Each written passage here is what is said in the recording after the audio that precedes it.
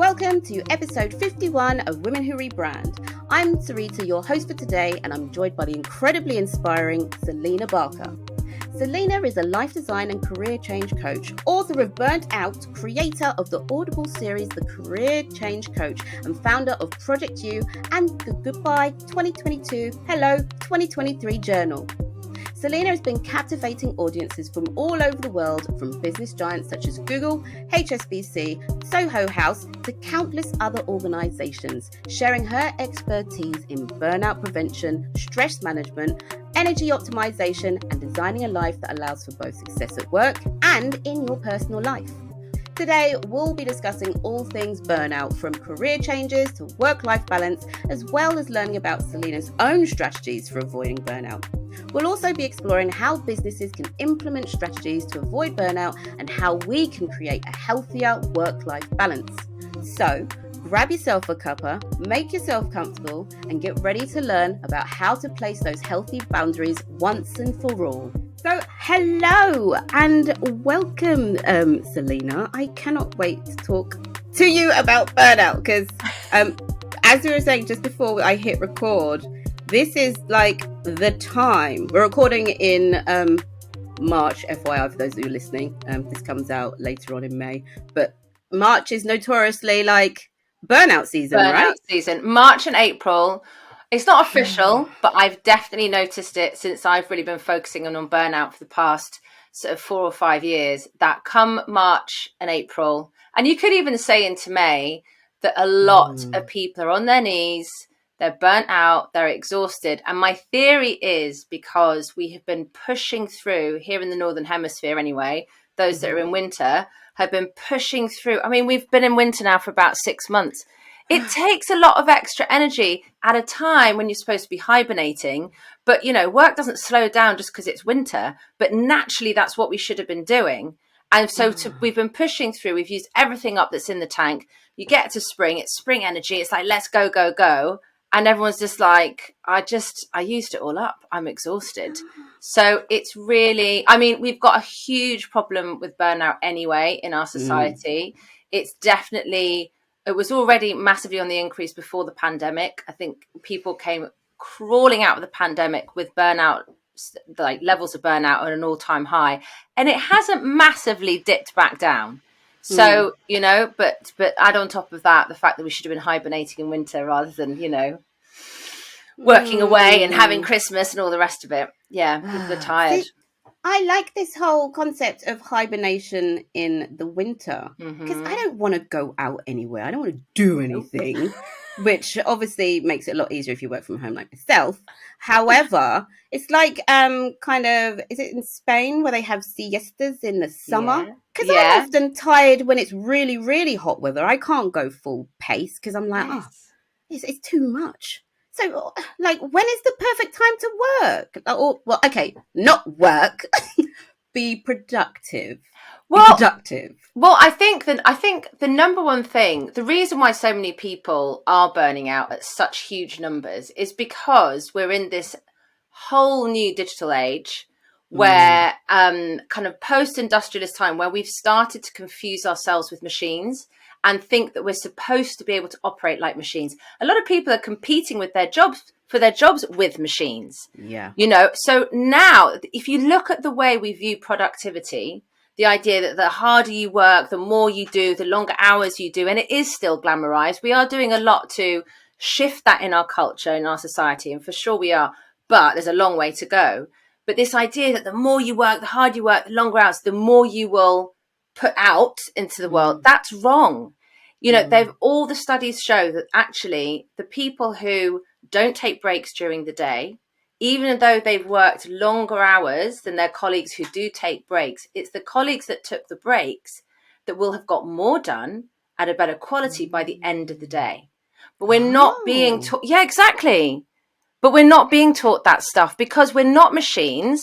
We are animals. We are totally affected by our environment, whether that's seasonal environment, with the fact that it's cold outside, whether we're affected because we've got loads of noise around us and we can't focus and concentrate, or whatever it might be, or our menstrual cycle, or whatever it might be. We're affected by so many factors. But we have to understand how our bodies work, but also have to understand that we need to recharge our batteries every 1.5 to 2 hours during the day. So if you're sitting at a desk, every 1.5, I know. I'm getting a bit shocked then. 1.5 to 2. Okay. That doesn't mean you need to go and have a nap. Doesn't mean you have to go off and take an hour, but literally 5 minutes, step away from the screen. Your brain needs to do it. Step away from the screen, change it up. So, for example, I work from home most of the time now. After about 1.5, 2 hours, your brain naturally dips. I'm diving straight in, aren't I? Giving you all the information. Give it to me. Give it to me. I'm loving this. Yeah, I need this. Your brain, and this is all stuff that I discovered when I was researching to write my book, Burnt Out, because I had been helping people I've been a career change coach now for the past 16 years.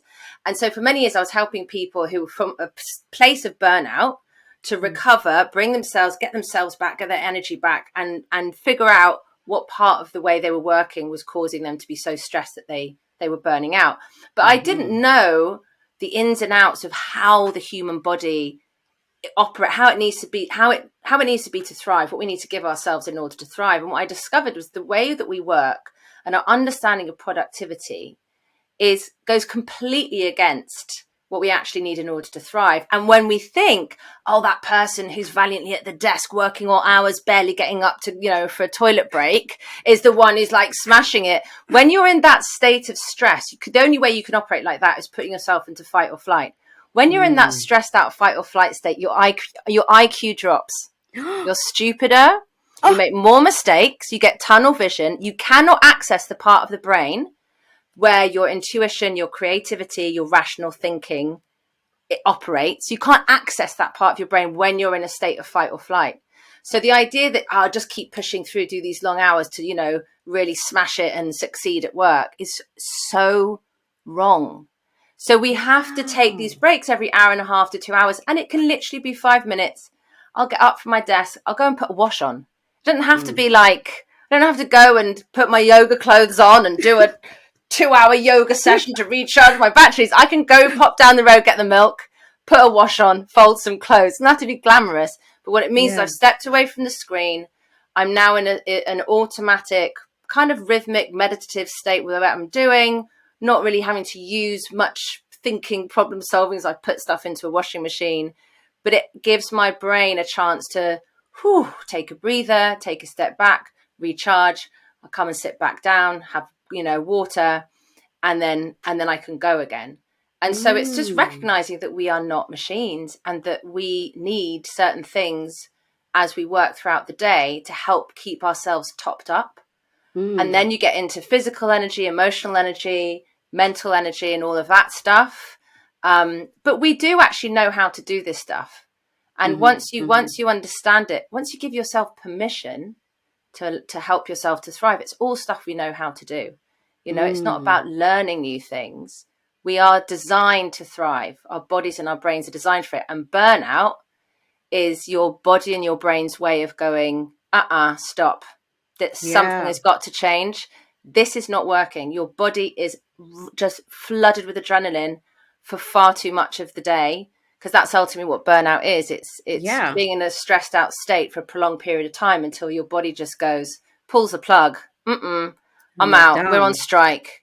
But that's surprising. So obviously, I know about the whole concept of burnout, and me, because of the type of way I work, and I've got ADHD, I'm always go, go, go. And these thoughts don't switch off. And because I have kind of placed myself in a job that I enjoy, that's my problem. So I'm actually enjoying work. So if I'm enjoying it, I don't tend to stop.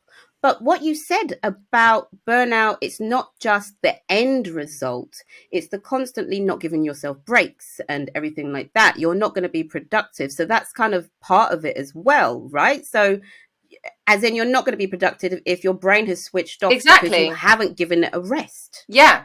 So I go into companies a lot, and I do these trainings and I talk about burnout. And you go into companies where people are like, they have been hired because they are driven and they are ambitious and they like to get results. right? So Yeah. me going in there and showing them a way to protect themselves from burnout that's going to be about slowing down, and maybe you won't be so productive, but that would never work.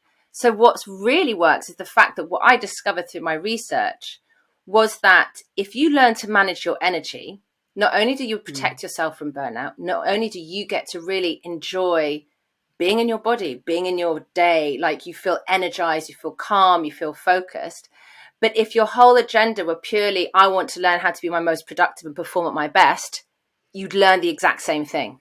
So the ingredients you need in order to thrive and feel good are the exact same ingredients you need to be your most productive and perform at your best. And it's all about managing your energy and learning how your body actually works and how to keep yourself topped up. And I've got a lot of my loved ones have ADHD. And I think, well, two things you got going on there. So the ADHD, I think, can really have a tendency towards burnout because just because of the hyper focusing, the sort of stress levels. But also, yes, loving what you do. And I write in my book, I saw my dad have a nervous breakdown, massive burnout when I was 12.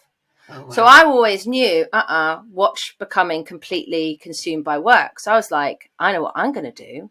I'm going to find work that I love. Yes. And then I'll be busy enjoying it. That's not going to burn me out. Hold on a second. Actually, if anything, it made me worse. So I had the workaholic tendencies that I inherited from my father, and I loved my work. It made me even worse. So these were in the days when I didn't know anything about managing your energy. I didn't know how to look after myself. But well-being was something that other people did.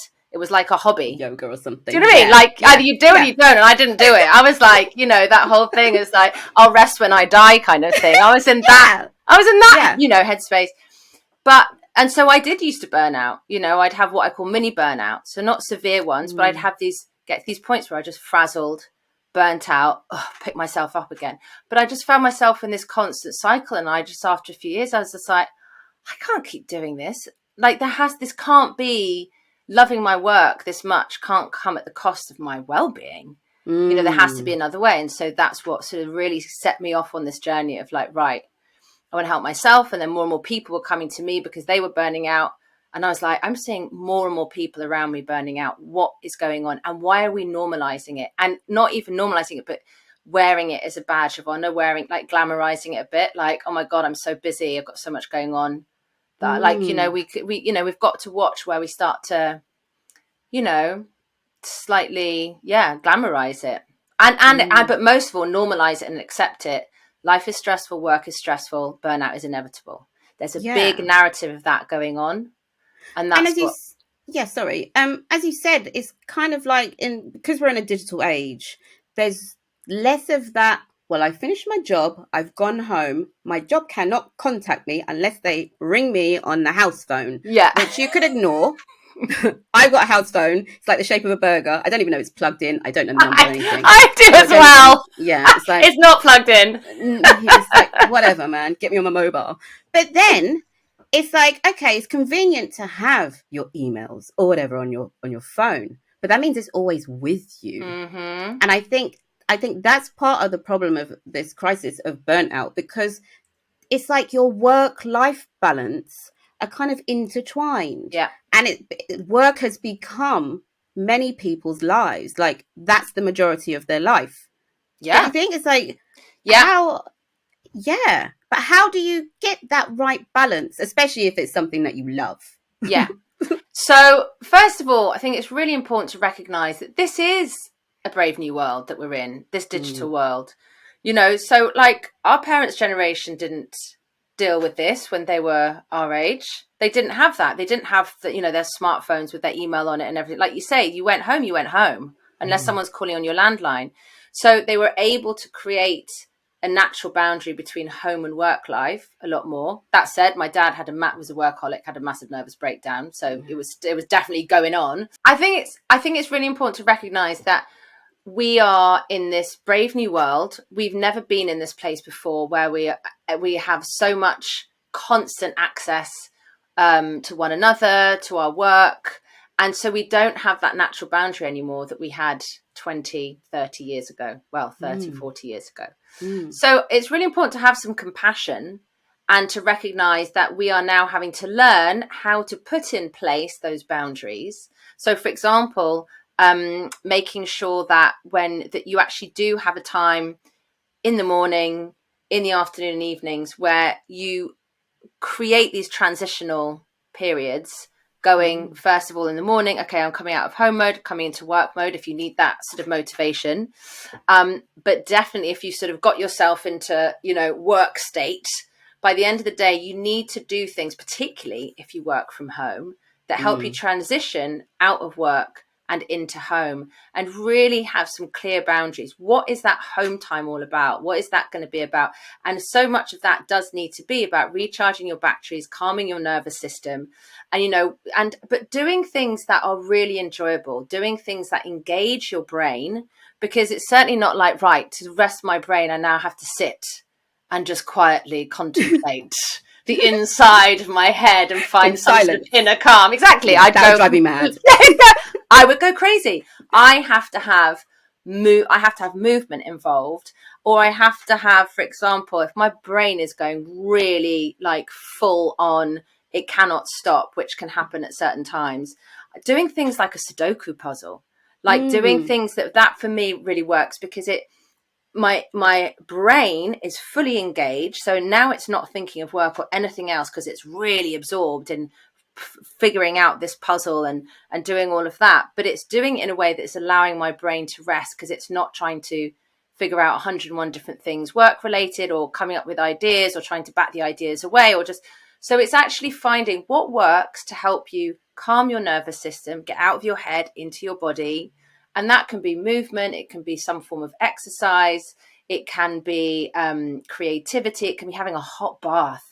I mean, hot bath or a hot shower, hot water on the body is one of the best ways to calm you down. And actually, that can be something, if you do work from home, having a shower, getting into different clothes, having your relaxed leisure time outfit versus your work outfit, all of these things that are just starting to give you, the signals of, I am now in work mode. And really, and you do have to be disciplined with yourself of, making sure that you don't have alerts on your phone telling you when an email comes in. Have things on your email saying, I look at emails between this time and this time, and start letting the people you work with know what your operating hours are. But let yourself know, let your family know what your operating hours are. And if you can't bear to not look at your emails at some point in the evening, allow yourself a half hour at like 7 p.m. Okay, I could do a quick email time, and then have, an alarm going off that, shuts it off. And we do have to do that, because this isn't natural for us to be switched on and connected 24/7. So we do have to be really intentional about how we manage that, because otherwise it's going to consume us. And then that's why we're seeing such high levels of burnout, I think. Oh gosh. So I guess it's like you said, it's not learning these, it's unlearning all of the things that we've adopted, because it's not natural. This isn't how we're supposed to work and live and just earn a living. It just seems so silly that you have to, or we think we have to work so hard in order to live. But by doing that, we're not even living. There's less time to actually live and enjoy. At wwrdigital.com, you'll find the Women Who Rebrand podcast and bonus content to accompany each episode. Plus, between episodes and season breaks, you'll get access to informative articles and personal stories about health and wellness, relationships, and careers. Take a journey with us to become your most authentic self, because you matter. Join our online community on Instagram and TikTok at wwrdigital. So your book, Burnt Out, which I have been enjoying, and thank you for doing an Audible version. Every time I get a book, I'm like, yes, thank you, because I'm not one that can sit down and read a book. Absolutely not. I'll read a page and I'll be like, I literally can't remember what it says. I cannot. It's gone. So when I've got my Audible book, that's when I'm doing as my husband calls it, light design work. So design on computer or going for a walk or cooking. So that's my like little enjoyable thing. But I love the phrase that you've come up with. I think you've come up with it. I don't know if you can give them props if you have. Oh, the yeah. shitty committee. So I didn't actually come up with that. Okay. My friend, but I seem to be the only person that uses it, and everyone does think I came up with it. Apparently, Robbie Williams came up with it, came up with this idea of the shitty committee, and it's what you call the name for the inner critic. But I love it so much because people just get it instantly, and there's a sort of humor to it that can really help you to laugh at it, and that's actually really important. Because the inner critic, and I think that term really sums it up as well. But what I love about shitty committee is it helps us to laugh at it. And by being able to laugh at it, we can get a bit of a distance from it. And the whole idea with the shitty committee, with that inner critic, it can have a really strong hold over us. And so to start to turn the volume down on it, which we need to do to be able to feel calmer, freer, and be able to actually go out and follow our dreams and do the things we want to in life, we need to learn how to turn the volume down on it. We can't get rid of it altogether. It's inbuilt. It's an important part of our system. It's how we survive to this day, by being very cautious, very risk averse. But it's like the ultimate party pooper. It's like, oh, here, all right, shitty committee, what have you got to say? Wow, I don't know if that's going to work. Remember, like, it's just like, and so as human beings, we don't like anything unknown. We don't, we don't like to step into the unknown. It's terrifying because there could be danger there. And so we've got this inbuilt risk assessment part of us with the clipboard. So I like to call it the shitty committee, because as soon as you can start laughing a little bit at it, then you start to kind of, it starts to lose its power and control over you.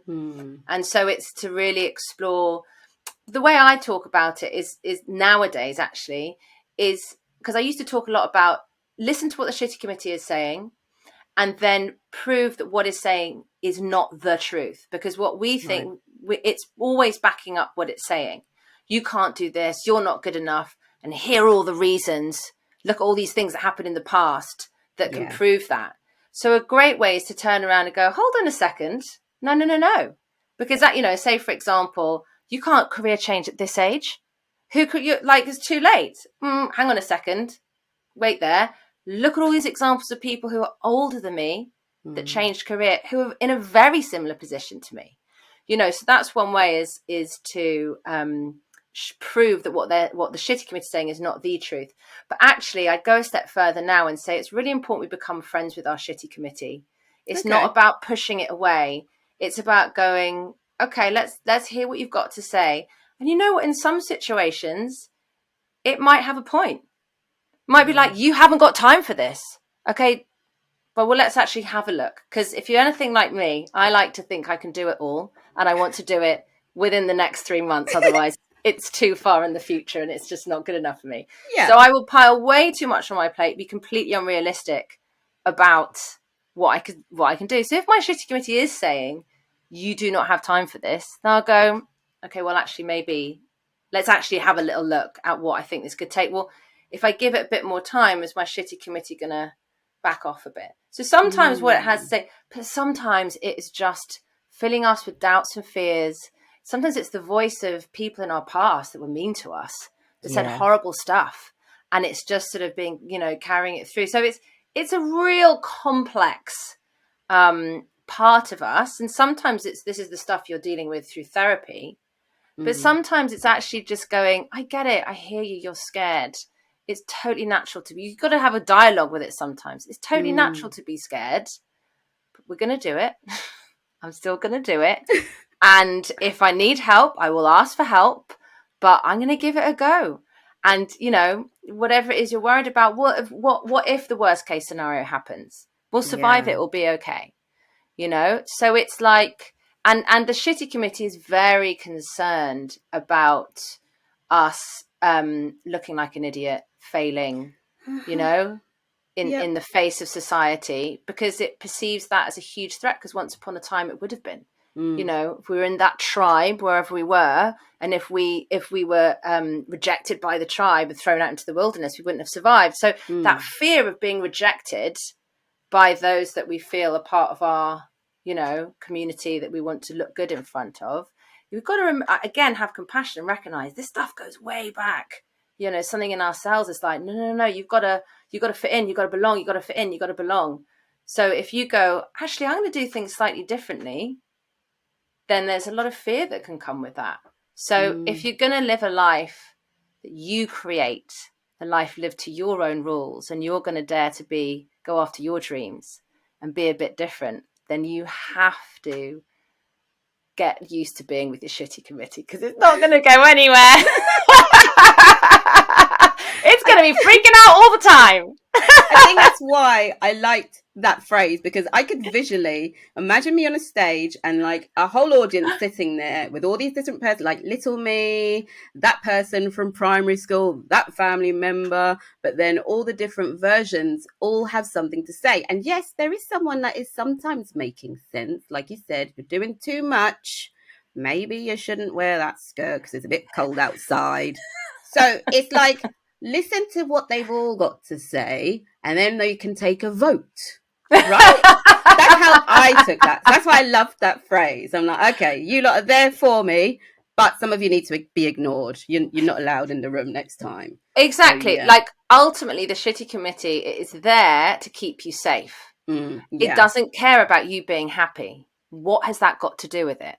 And if you sometimes think, a lot of people will say that their parents operate like that. Yes, sure, they want me to happy, but ultimately they want me to be safe. So if I'm talking about leaving this job that I've got, this, permanent, where I'm an employee and it's safe and it's secure, but I want to go and start a business, they're like, I want you to be happy, but not, I don't want you to leave that job and security and safety. So it's very, it's inbuilt into us, like, be safe, number one.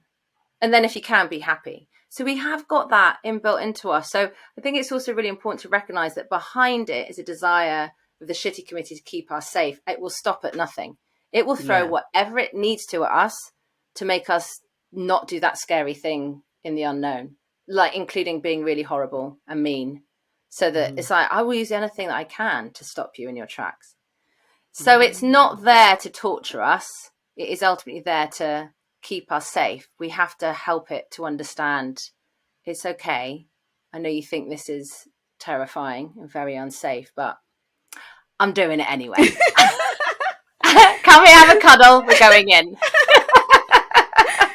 So if you had like a full-on job, as we know, there's like lots of corporate jobs, but even like people that run their own businesses, most of the things are go, go, go. But if you're feeling like your shitty committee has taken over and the most loudest voice is saying, look, you need to do more so you get recognized, so you get those sales, do, go, go, go. How can you kind of create a balance and just obviously not listen, but you still want to do well?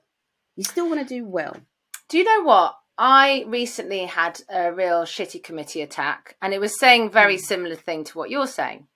And it was looking at the world around, being like, basically my shitty committee and my ego, all one and the same thing, were like, why aren't you some big self-help celebrity? Like, why are you not Oprah? Why is Oprah not inviting you to sit on the sofa with her? Right. Do you know what I mean? Like, but not even to that degree, like looking at other people around and starting to get seduced, influenced by this idea of what's successful for someone in my business, someone doing what I've been doing for as long as I have, what successful should look like. So I start getting drawn into that, and I start feeling more and more like that that gross like comparison, really like bitterness, feeling really like critical, judgy of people out there who are seeming to get that success, and why them, and I was like, man, how am I going to shrug this off? This is not enjoyable. I don't like being this person. Yeah. And so what I started to do was to actually spend less time on Instagram following other people, step away from it and go, hold on a second. You need to take a step back and redefine what success looks like for you. Right. Like, let's take this a step back. And recognizing that right from the outset, my goal was always to have a career that I loved. that gave me freedom, that gave me full autonomy to work when I wanted, where I wanted, and to not be exhausted all the time. And I have created that. And sometimes when I look at the people, I'm like, oh, I should be earning that much money, or I should be have that many followers, or I should, there's always going to be somewhere beyond where you think you've got to. Yeah. Sometimes I'll look at them and they'll let slip that they work all hours, like that they work on the weekends. And I'm like, hold on a second. I'm not saying that they had to do that to get there, but I'm definitely not willing to do that. And I need to remember, what has my whole aim been when it comes to career? It's to really just enjoy my life and my career to support my life, and to love what I do. And honestly, apart from I had a tricky year last year, I was transitioning in business and I found it really hard. It was going from being two of us to just me, and that was really tough. Apart from that one year, I, hand on heart, have loved my career so much, like loved it. And so I was like, that is success. I was like, oh, I'm already successful. Fine, job done. But weirdly, then my shitty committee was like, I wasn't fueling its fire by following people in the middle of the night. How have they got there when stop feeding it. Stop feeding that, and actually ground yourself again in your own measures of success, rather than the measures of success that a capitalist society have told us. It's about money, it's about popularity, it's about status, it's about fame. Those are false values of happiness and success. Absolutely. So it's not like I've found a way to keep my shitty committee volume down at all times. Oh, it's still there in full force. And suddenly I'm like, what the hell? And I won't realize until like weeks in. I'll be like, oh my God, I've been hanging out with my shitty committee all the time. How didn't even I notice it? But you just don't, because it shape shifts. It will show up in different ways and pretend it's something else. And, it's so sneaky. It is. And another place that they come in, like you mentioned, that career change, because I think that can be difficult. And especially as you possibly get older, and generations before us didn't tend to switch careers. You might have changed jobs, but it's like an actual career, like you studied for it, you've worked there for 20 years, so you know the ins and outs. But then again, it's going into that new thing and some kind of change. And I think that's when a lot of the time your shitty committee can be the loudest as well.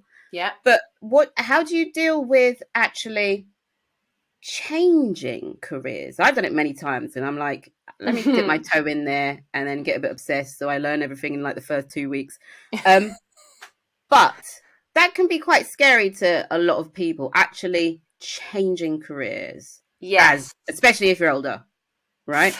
Yes. And I think it really depends on each person. So some people, like it sounds like you are, will be like, oh, what's this new thing that I want to do? And use that brilliant hyper focus of yours and like learn at, lightning speed in the space of 2 weeks, and then need to lie down for another week in a darkened room to recover from it. Absolutely. To integrate all the learning. Some people love it. Like I have, my own career has evolved and changed so much over the years, and I have different businesses in that time. And I love the challenge of it. Other people, and often it's to do with personality type, that is terrifying. They would never want to be in the kind of financial instability I have been so many times in my career, which actually now I'm really over that. I'm definitely wanting to bring in the stability. I'm like, 15 years of this has been plenty. So I'm definitely on let's bring some stability into this situation. But a lot of people could just wouldn't, it would be so stressful that it would paralyze them. So, and I remember one client coming to me and she said, look, I think I feel like I'm standing at that really high diving board in a swimming pool, and I need to just dive off the end, but I'm so scared. I want you to come and just push me off the end. And I was like, I am doing no such thing. Right? I was like, I'm going to climb up that terrifying ladder, which I never actually did in real life. I'm going to come and take your hand. I'm going to bring you all the way back down. We're going to sit on the side of the swimming pool with our legs in the water until you feel ready to slip in at the shallow end and gently swim with a few floaties if necessary to the deep end. Not pushing anyone off in terror into a change. But some people, they want to be at that top diving board. They want the thrill of it. They want to be like, I quit. What are you going to do? I don't know. I'm going to figure it out. And that gives them a real buzz and a real lease of life. So everyone's different. And you've got to find a way of making that transition so that you can never be certain. There can never be, oh, here's exactly how I'm going to do it. I'm going to follow these steps and here's I'm going to change career. You're going to have to get used to it's going to be unknown and your shitty committee is going to be calling a lot of emergency meetings, but you need to do it in a way that it isn't paralyzing. And that you can, so if someone's like, I feel excited, also a bit nervous, I'm like, perfect. If they're like, fuck, I'm terrified. I can't even look at it. I can't even take one step. Okay, then we need to reassess and do this in a gentler, slower way that doesn't feel so unsafe to you. So it's just recognizing, and I love that. I love navigating change. And by the way, I'm not very good at navigating. I mean, I'm not very good with change either. I find it really anxiety inducing. So, you can't get around that. You can't get around the fact that as human beings, we naturally find the unknown. We find change very scary. So small steps for some people, not going straight head in. But I guess for both types, what do you say to the people when they start those new jobs and obviously want to make a good impression, not to go above and beyond or overthink or overdo so they get that reputation and that job thinks that's how you work, that's what you're going to give, that's your terms and agreements. Oh my How goodness. do we place those boundaries at the very beginning, but also still make a good impression? That is such a good question. It's wow. Yeah, because the tendency would be, of course it is. You want to show that you don't want them to regret for a second that they hired you. You want them to think that you're amazing. You want to do amazing work so that you pass that probation, period, and they want to keep you. Yeah. You want to, you want to be impressive. You want to get praise. You want people to be happy with you. You want validation. All of these things. Of course, we go into those jobs wanting to give everything, and because it's the beginning phase, we're happy to put everything into it, and then suddenly 3 months, 6 months in, you can't keep up at that pace because it's unsustainable because you have no boundaries, and you've handed your life over to the job. But this must describe just almost the normal way of going into a job, right? Again, compassion is so important. If you find yourself in that situation, damn, I did it again. It's just like you did because you also, as well as, yes, because you wanted to do a really good job and you were afraid that if you didn't, what if you get fired and you need this job and you need this money and rising cost of living and panic, all of that has to play as well. But also because you're dedicated and you're hardworking. And, so to have that compassion while you do it. But it is really important. You can start to put boundaries in place after you've started, after you've handed over your life to this job, and then go, okay, hi, this is unsustainable. Me answering emails at 9 p.m. at night when I'm on holiday. I know you didn't ask me to do it. Hopefully they didn't.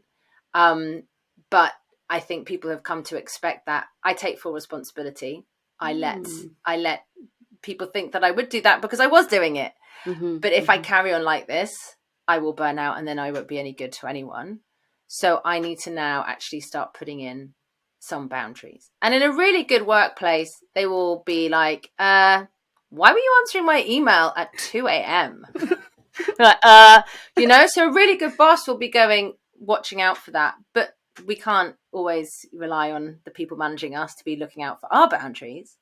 So you can then readdress it. But yeah, when you first go in, I think, do you know what? I was speaking to a client the other day and she was so inspiring the way she's in her sort of mid-20s and has done really well. And I was just like, but you don't do what everyone else is doing, which is like seem to be completely obsessed and totally consumed by work. She said, oh no, I have really good boundaries. She says, when I'm at work, I'm really at work. I'm diligent. I love what I do. You know, I'm really there. I'm really present. But I have very clear boundaries. When I'm not at work, I am not at work. I'm not answering emails. I'm not thinking about work because I have a life outside of work that I really enjoy. I don't want to sacrifice that. I don't know if it's a generational thing. I'm like, Maybe. I'm an Xennial. I'm basically Gen X. I was waiting for the millennials to come along. But either way, it was so inspiring to hear how she said I have a very strong work ethic, but that doesn't mean that I let work take over my life. So, you know, you can be like, right, how do I want to show up at this job? I want to really bring my efficiency. I want to bring my creativity. I want to bring my, whatever it is that you're, you know, whatever skill set you really want to bring. And I really want to show that, you know, I'm a reliable pair of hands, whatever it is you're wanting to prove, you're wanting to show. And I need to make sure that I have boundaries right from the start. And those boundaries, knowing what those boundaries need to be, do come from exploring and experimenting and discovering what you need to recharge your batteries throughout the day, but also in the evenings and maybe in the mornings, getting yourself ready for the day. So, you know, so first you have to get to know yourself and how to best manage your energy. And then you need to kind of communicate, this is how I work best. You know, this is how you'll get the best out of me. And that's the other thing, you know, coming back to that productivity and performance. Because that still is the flipping bottom line of most companies. I say in the book, I was like, I don't know how many CEOs would like be very particularly happy to look around their offices and see people looking super calm, relaxed, happy. They'd be like, yes, this is all well and good, but what I really want is productivity. And is this going to generate it? You know, they want to see people running around frenetically because that we're so programmed to think that is how to do, you know, do our best work. But I think, so if you say to them, the way to get the best out of me, for me to do my best work, I really do have to make sure that from whatever time in the afternoon or evening, I'm not answering emails. I will be back on at this time and then I'm fully there and I'm on it, but I need that time to recharge my batteries. These days, if there's a company that doesn't have that kind, I mean, I have literally spoken to companies, big, well-known brands, who have laughed at me when I said that, not laughed at me like that, but like laughed when I said, you cannot be answering emails on holiday. I was just like, what? And they went, well, you go tell the C-suite that. And I was like, why? What am I even doing here? What am I?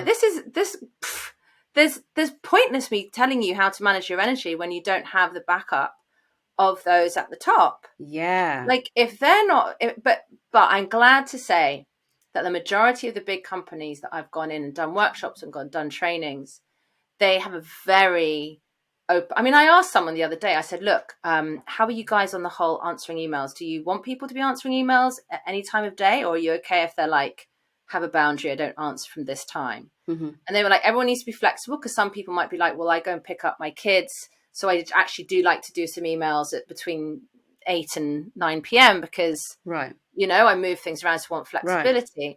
And I said, so do you want me to be saying that? Or do you want me to just like keep stum because actually you like having people on 24/7? They're like, no, say it. But, you know, you've got to check because there are still some companies that do want their employees to be available 24/7. I don't want anything to do with those companies. And I was relieved to hear that they were like, no, go for it. Say that we need to put boundaries down around email communication. So there's definitely changes, there's definitely shifts, but it's going to take time. And, you know, what I say in Burnt Out is that change, that cultural, societal change, it's not going to happen in the next few years. It's going to take probably a few generations to get to a good place. But does that mean we can't thrive right now? No. What it means is we have to take it into our own hands and learn what we need in order to thrive and then find companies where we actually can do that. And there are more and more companies where we are able to do that. Yeah. And it's funny that you mentioned the fact that, you kind of questioned, are the bigwigs or the CEOs going to be in your talks and stuff? Who are you actually speaking to? Is it the whole company? And does it reach that level so it is actually recommended and they adopt those things and make those changes? I did a talk recently at a big global bank, very well known high street name, but I can't name them.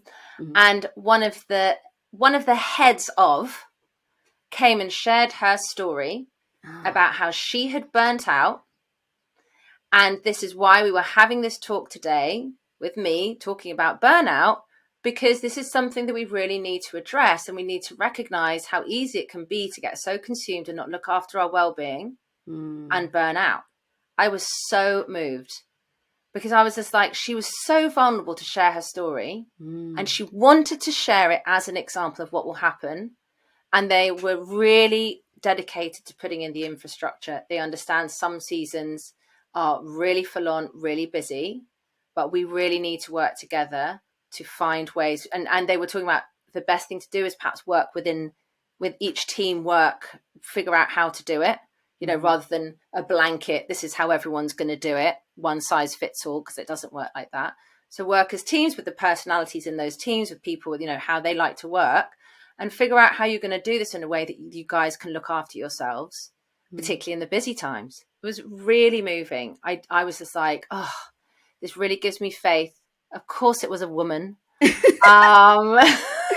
those changes. But it was a big bank, and I was just like, and in some ways, it's like those sort of the corporate finance world, I think, are taking it more seriously than, hospitality is. Whew.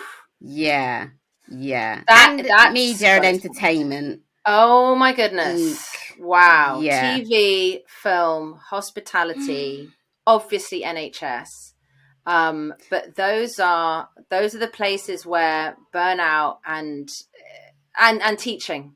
Do you think that's got to do with the level of money as well? Because a lot of I know, because I used to do fashion and stuff like that, and as a freelancer, it was like, well, I have to be the best to get that job. I have to stay on this job because everyone else is. If I leave, then we can't finish this music video. So do you think it's kind of got something to do with the level of money that you earn and the possibility of getting those jobs? I think do you know what? I think it's, like I say, the financial world, there are people making more money in there than any other. Yeah. But they do seem, from my experience, to be more invested in creating work cultures in which people can thrive, and flexibility and all the rest of it, than the creative and music industries. Those ones are so interesting. And it's because, these are cool jobs. There's a scarcity. Look, oh my goodness, we can really open a can of worms here. But when there is a master-servant relationship in which there are in so many, hierarchy, patriarchy, white supremacy, it's just capitalism. So you have this hierarchical structure in so many ways. If you are made to feel that you should feel grateful for having that work, that there is embedded into the sort of structure a thing of like competitiveness, the best get to the top, then you're going to do whatever you can, whatever you think you have to get ahead in that kind of dog eat dog world. I've never said that phrase before. Well, I'm glad I was able to do your first. Yeah. I don't even know what it really means. But so you've got all of that going on, and it does come from this. Yeah. That sort of master servant, those at top and everyone else having to scrabble around to sort of, and that sense of competitiveness, that sense of scarcity. So when something is seen as really cool, everyone wants the cool job. So you're going to have more people going for it than there are positions. So then that's going to create, a competitiveness and then a willingness to sacrifice your well-being. Meanwhile, with NHS and anyone in a care industry, teachers, their whole, it's founded on the premise that people are willing to sacrifice their lives to care for others, because we've got this deep-rooted narrative that, particularly for women, but I think women and anyone in a caring profession, that you should be so fulfilled by looking after the needs of others that should just magically fill you up. Like, it's like the whole clapping for the NHS workers. I don't believe they can pay their bills with our applause, but yes, of course, the heroes. I was like, no, they're not here. Don't put a label of heroes on them. These are regular people doing a horrifically hard job during the pandemic, but don't say that they're heroes, because now what they like, is that enough? This sort of praise and this putting them on a pedestal. They still got to go home at night and like feed their kids. I don't think an applause. Do you know what I mean? So, and teaching is the same. There's this expectation of sacrifice, and now this is the rising up. So important. It's like no, nuh-uh, not doing this anymore. And it has to happen. And also, we've got to remember that, like, in our education, we're trained to be obedient workers. Yeah. We're not raised, like, we're not encouraged to be, design lives that make us happy. When was that class at school? I mean, I wish it was. They could have incorporated that in PCSE or whatever it was. Wow. Yeah. I think a lot of things have changed since lockdown. I think the whole world was forced, whether they liked it or not, to at least slow down or stop completely. And I think that's when a lot of people recognized, there's more people working from home, because before it's like, well, of course you can't work from home. You're not going to be productive. You're not going to be working. And we disproved that. So I like the fact that there are companies out there who are actually giving a nod to the whole burning out and self-care and promoting well-being, because I think in the long run, that way of life is sustainable. You're going to get more from someone who's happy, because they're going to be with them for longer. They're not going to crash and burn and have to take 3 months off, unsigned off, still getting paid, because, that's going to actually happen. And that is the bit that they're actually listening to. Right, of course. This is not motivated because suddenly all the company is like, oh yeah, wouldn't it be lovely if everyone was happy? They don't care. They're like the shitty committee. The shitty committee is like, I don't care about your happiness. I want you to be safe. Why would I care whether you're happy or not? It'd be ridiculous. Companies are like, oh yeah, sure. Yeah, no, we'd love everyone to be happy. I don't care. We just want you to be. We don't want to have to be paying. If you've got a revolving door of people leaving because they're millennials, like all the statistics show, the number of millennials, that was the first generation where they were like, no, I'm burnt out. I'm not going to stick around. So if you've got a company that's got a revolving door, the cost of having to hire new people is not worth it. So it's more cost effective to really invest in helping your employees be happy and healthy than it is to keep hiring new ones. So it does hit the bottom line. And it also, there's now so many statistics coming up of like, if people can tell that the people at the top are just giving lip service and they don't actually care, it's going to make it, you can't fake it. You cannot fake it. They will be able to tell. Burnout, burnout levels will be high. Therefore, your retention won't be good. Therefore, so you have to. They are being forced, And then you had the Great Resignation after the pandemic, and I think that's because, first of all, people were back at home, realizing what they enjoy about life, but also they were exhausted. So they're emotionally burnt out. They didn't have anything left in the tank, and so there was an inability or an unwillingness to put up with a lot of the crap we used to put up with before, because they couldn't do it anymore. They were like, no, not after all that we've been through. You're now going to talk to me like that. You're now going to have me work those hours. I am out. And so we had the Great Resignation. Yeah. Because people were like, I can't do it anymore. I don't want to do it anymore. And I know that there are other ways. So the hospitality industry has been so affected by that, because that is it is a hard job, and they do really a lot of places, they do ask you to basically hand over a lot of your life. Yeah, and put up with so much crap from people as well who think they can just speak to you anyway. And it's like, well, actually, no, you should actually be nice to them. Like, yeah, you don't really have to be mean. But yeah, it's true. I think that's what I love about millennials. Like, I just find them so brave just to be able to turn up to a job and be like, do you know what? I'm not coming back. And then just leave. And I'm like, me at that age? Are you mad? I used to feel so bad about handing in my resignation because I didn't want to work there anymore. It would literally take me like 2 weeks to build up the courage and practice what I'm going to say and have my little letter. But nowadays, yeah, everyone's just like, whatever, man, I'm gone. I don't need this. I'd love to be able to just have that confidence. Yeah. And I think, I mean, that's why I always used to say I was just waiting for the millennials to turn up because I was just like, oh, finally people who are also being accused of being a snowflake or whatever it is, because it's just like, no, I'm not going to stick around. And then showing that you can go off and actually do it your way. And, you know, now we've got more than ever the chances to actually run our own businesses and do things our own way. Doesn't mean you don't take your own inner bad boss with you. It took me a few years to finally fire her. Well, I'm glad you did. So you do coaching, life coaching. People can connect with you. Have you got anything coming up? I do so many different things. Right. Yeah. So, so many strings to my bow. It's always quite hard to make succinct. The best place to go. So I've got 2 websites. One is selinabarker.com. And you can go there. That's where I really talk about my coaching and my book. So Burnt Out. And then I have We Are Project You. And that is, so I do these journals. Goodbye 2022. Hello. Oh, she's got it. I'm so good. Brownie points. I've got another journal coming with a whole, like, you're going to be able to QR code and get like a whole digital toolkit of different journaling prompts. So that is on its way, figuring that one out.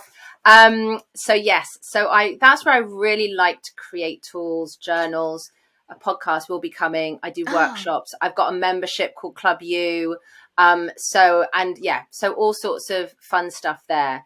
Okay. So, and then I'm also the main place on Instagram. I did attempt TikTok, but it's no. That's a whole job in itself, honestly. I couldn't get get into that. But I am on Instagram. Okay. _ We Are Project You _ and yeah, so I turn up there most days and connect and play and so those are the places to find me. Fantastic. I'm up to. Fantastic. And I will be sure to put those links in our write-up for this episode because I'm sure so many people are going to be like, yes, she's going to come and sort out my life. I cannot wait. I think that's one of the things that that's on my list, like a life coach, just someone to like, just here's everything, take this, do whatever and give it back to me so I can actually live my life on purpose. Please. Yeah. Essentially, that's what they do, right? That's what you do. Yeah, that is. Well, I mean, yes, we do put everything out on the table and take a look at, okay, what's working, what isn't working, you know, and work on whatever area needs a bit of TLC or a total change. Yeah. Oh, that's what I forgot to ask. So as you said, you're a jack of all trades, but the master of all. Master of all of them. Yeah. You do so many things. But how do you avoid burnout? Well, I do so many things, but I do them in really manageable doses. Okay. So, like, that does sound a lot, but I mean, the goodbye, hello, end of year journal is created. So each year I just change the years. Okay, change the 22 to a 23 and the 23 to a 24. Change up a couple of quotes, hand over to the designer, they get it designed. Do you know what I mean? Like, don't worry, I'm not sweating over a new version every year. Okay. And I make sure, like with my coaching clients, I take on one person a month. It's a 3-month coaching thing. So I'm really, really mindful these days of how much I take on.